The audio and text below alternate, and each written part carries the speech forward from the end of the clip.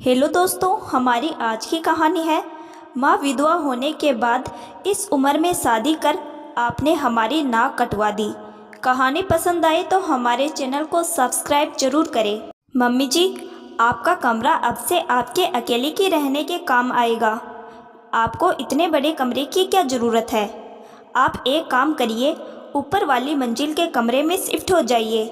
छोटी बहू पलक की आवाज़ सुनकर शकुंतला जी को तो एक बार विश्वास ही नहीं हुआ कि यह उसकी बहू बोल रही है। लेकिन बहू, कमरे की कमी तो तुम्हें भी नहीं है। तुम्हारे सबके पास भी कमरे बड़े बड़े ही है। हाँ, लेकिन इतने बड़े कमरे की देखभाल करना कितना मुश्किल हो जाता है।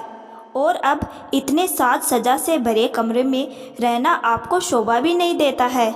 ऊपर वाले कमरे में भगवान का मंदिर स्थापित करके उस कमरे में ही अपना मन लगाइए। शकुंतला जी के पति श्री गिरधारी जी को शांत हुए अभी 1 महीना भी नहीं हुआ था, पर अभी से ही शकुंतला जी की ज़रूरत और गैर ज़रूरतों की सूची सब अपने अपने हिसाब से बनाने लगे थे। बहू के ऐसे बोलने पर वहाँ बैठे उनका बेटा और बड़े बेटे बहू किसी ने कोई प्रतिक्रिया नहीं दी। किसी को कुछ भी जवाब दिए बगैर शकुंतला जी अपने कमरे में चले गई। इस बात को 10 दिन हुए थे कि एक दिन छोटा बेटा उनके पास गया। मम्मी, मैं सोच रहा था कि बाबूजी की संपत्ति की वसीयत करा लेते हैं, लेकिन अभी मैं जिंदा हूँ, अभी वसीयत कराने का क्या काम? आपकी कितनी ज़रूरत है मम्मी। सही समय पर बच्चों को सही चीज़ें मिल जाएगी तो सही सदुपयोग भी हो जाएगा। और अगर बापूजी जिंदा होते तब भी क्या तुम सही समय का इंतज़ार करते? माँ की बात का विवेक के पास कोई जवाब नहीं था, लेकिन जो बातें धीरे धीरे दबे मुँह से होती थी, अब चारों बेटे बहू ने मिलकर रोज़ रोज़ ही बोलना शुरू कर दी। फिर चाहे इसमें शकुंतला जी नए कपड़े खरीदे तो उस पर प्रश्न था, मोबाइल पर बात कर ले तो वह गलत था, कॉलोनी में औरतों के साथ हंस बोल ले तो वह उन्हें छुआता नहीं था, अपने कमरे को सजाने के लिए अगर बाजार से कुछ ले आए तो फिजूल खर्च लगता था। और भी ऐसे ही छोटी छोटी चीज़ें जो शकुंतला जी अपने आप को खुश रखने के लिए तथा मन लगाए रखने के लिए करती थी।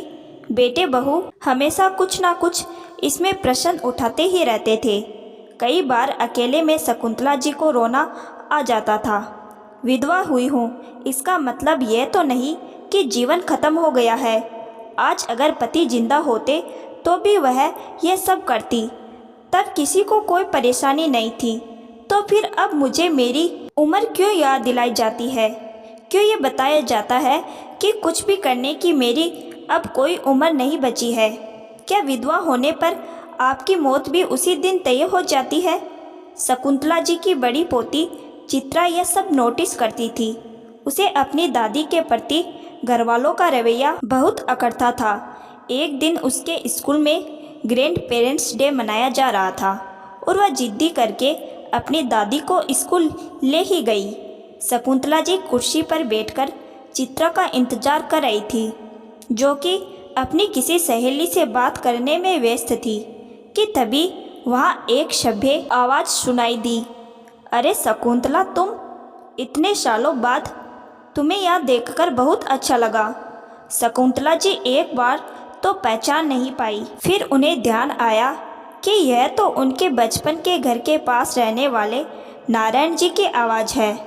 अरे आप! लेकिन आपने मुझे पहचाना कैसे? तुम्हारे सीधे गाल पर यह मोटा सा मस्सा क्या कभी भूल सकता हूँ? सुनकर शकुंतला जी खिलखिला दी। दोनों में बातचीत का सिलसिला शुरू हो गया। चित्रा ये सब दूर से ही देख रही थी। दादाजी के जाने के इतने महीनों बाद पहली बार दादी को इतना प्रसन्न देखा था उसने। अब वह धीरे धीरे किसी भी बहाने से नारायण जी को दादी से मिलवाने लगी। बातों ही बातों में पता चला कि नारायण जी की धर्मपत्नी को गुजरे हुए बहुत साल हो गए। बेटी थी जिसकी शादी हो गई और बेटा तो अपनी पत्नी के पल्लू में कुछ ऐसा बंधा कि सारी प्रॉपर्टी अपने नाम कराकर बाहर विदेश में सेटल हो गया। नारायण जी इसी स्कूल में गणित के प्रोफेसर है और अच्छा खासा कमा भी लेते हैं, परंतु अकेले होने की वजह से किराए के घर में उनकी ज़रूरतें पूरी हो जाती है, इसीलिए अब खुद का घर नहीं खरीद रहे। शकुंतला जी का जीवन अब धीरे धीरे पटरी पर आने लगा। उनके चेहरे पर मुस्कान दौड़ने लगी। वो पहले से ज़्यादा खुश और उत्साहित रहने लगी। परंतु यह सब ज़्यादा दिन नहीं चला। एक दिन जब बगीचे में उन दोनों को बात करते हुए बहू पलक ने देख लिया तो घर पर बहुत बड़ा हंगामा खड़ा कर दिया। जैसे ही शकुंतला जी घर में घुसी, सभी बेटे बहू एक साथ उन पर चिल्ला पड़े। इस उम्र में भी आपको ये सब शोभा देता है क्या? नाक कटा के रखती आपने हमारी। पहले ही आपके शौक कम नहीं थे और अब इस तरीके से पराये मर्द के साथ समय बिताते हैं। ये कहाँ की अक्लमंदी है माँ? बड़े बेटे ने मुँह फुलाते हुए कहा। ओ नहीं तो क्या माँ जी, कितनी बार कहा है आपको, ये इस तरीके से रंगीन साड़ियाँ, नए मोबाइल, आए दिन उस पर व्हाट्सएप, फेसबुक और इंस्टाग्राम करना, अपने आप को इतना अपडेट बनाए रखना, जो पसंद हो खाना पीना, किसी से भी बात कर लेना, ये सब इस उम्र में शोभनीय लगता है क्या? अपनी उम्र का तो लिहाज कीजिए। पर आज तो आपने हद कर दी है। पता नहीं बगीचे में किसके साथ हंस हंस कर बातें करती है आप। मेरी सहेली भी वहाँ खड़ी थी। तेरी सास एक बात है, तेरे से ज़्यादा अपने जीवन के मज़े उड़ाती है। बुढ़ी घोड़ी लाल लगाम। और भी पता नहीं कैसे कैसे शब्द आपके लिए हमें सुनने पड़ते हैं। माँ देखिए, मुझे ऐसा लगता है कि बाबूजी की वसीयत को बांटने का अब सही समय आ गया है। मुझे नहीं लगता है कि आपके पास में इस तरीके से रुपये पैसों की अधिकता होना सही है।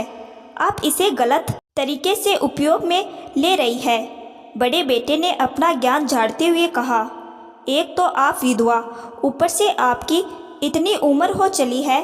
आप समझती क्यों नहीं है कि यह सब आपके लिए नहीं है? सूती कपड़े पहन के सादी जिंदगी जिए, मंदिर पाठ पूजा कीर्तन में अपना वक्त बिताइए, बच्चों के साथ में घर में ही बातें करिए। बाहर जा जाकर लोगों से इतना हंसना बोलना शोभा नहीं देता। क्यों आप अपने आप को अभी भी बहू की तरह ही समझती है? और भी ना जाने क्या जो चारों के मन में आया शकुंतला जी को ज्ञान देते ही चले गया। किसी ने भी एक पल के लिए यह नहीं पूछा कि माँ कैसे हो आप? बाबूजी के जाने के बाद में आखिर आपका मन कैसे लगता होगा? जो आपके ज़िंदगी का सबसे अहम हिस्सा थे, इस तरीके से आपको बीच में छोड़कर चले गए। आपका बाकी का जीवन आप कैसे बिताएंगे?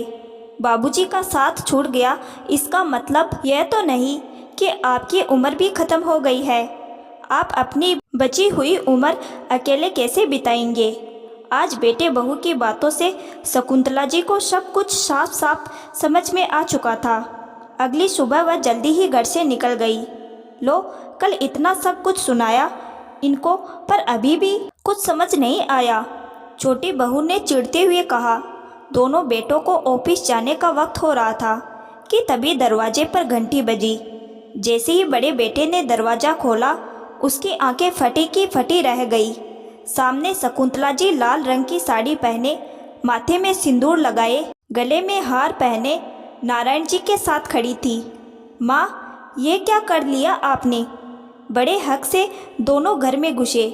बेटा बहू, तुम सबको यही दिक्कत थी ना कि विधवा होकर भी इस उम्र में मैं इस तरीके के शौक क्यों पूरे कर रही हूँ? चलो, अब मैं भी सुहागन हूँ और अब उम्र की कसौटी पर तुम लोग मुझे नापना बंद करो। उम्र हो गई तो क्या हंसना बोलना, पहनना ओढ़ना, आना जाना सब कुछ ख़त्म कर दूँ? सारी वसीयत तुम्हारे नाम कर दूँ और एक एक पैसे की मोहताज हो जाऊँ? एक छोटे से कमरे में भगवान की मूर्ति के सामने बैठकर हर वक्त कीर्तन करती रहूं और तुम बेटे बहू की नौकरानी बनकर अपनी बाकी बची जिंदगी निकाल दो? नहीं, मुझे ये बिल्कुल भी पसंद नहीं है। ये मेरे पति श्री नारायण जी प्रसाद है। तुम्हें लगता था कि एक विधवा होकर मुझे इस उम्र में अब इन सब चीज़ों की क्या ज़रूरत है? तो अब सुहागन होकर मैं इन सभी वस्तुओं पर अपना हक जताती हूँ और आगे से कोई भी टिप्पणी करने से पहले तुम ये मत भूलना कि यह घर मेरा है। जिसको भी मेरे इस निर्णय से दिक्कत हो वह यह घर छोड़कर जा सकता है। मुझ पर अपनी जिंदगी के निर्णय लेने का कोई दबाव नहीं डाले। अपनी माँ की दो टूक बात सुनकर चारों बेटे बहू के हलक सूखने लगे। उन्होंने सपने में भी नहीं सोचा था कि इस तरीके का कोई दिन उन्हें देखने को मिलेगा। वह सब तो यही तरकीब निकालते रहते थे कि किस तरीके से माँ को सुना सुनाकर उसकी उमंग से जीवन जीने की महत्वाकांक्षा को ख़त्म कर डाले। लेकिन उनकी यह हरकतें इस तरीके से तब्दील हो जाएगी यह उनकी सोच से परे था। अब किसी के पास कहने को कुछ शब्द नहीं था। हाँ, लेकिन पोती चित्रा ये सब देखकर बहुत खुश थी। जल्दी से रसोई में जाकर रोली चावल का तिलक लगाकर उसने दोनों का स्वागत किया तथा अपने दादा और दादी के गले लगकर उन्हें आने वाले जीवन की बहुत सी शुभकामनाएं दी।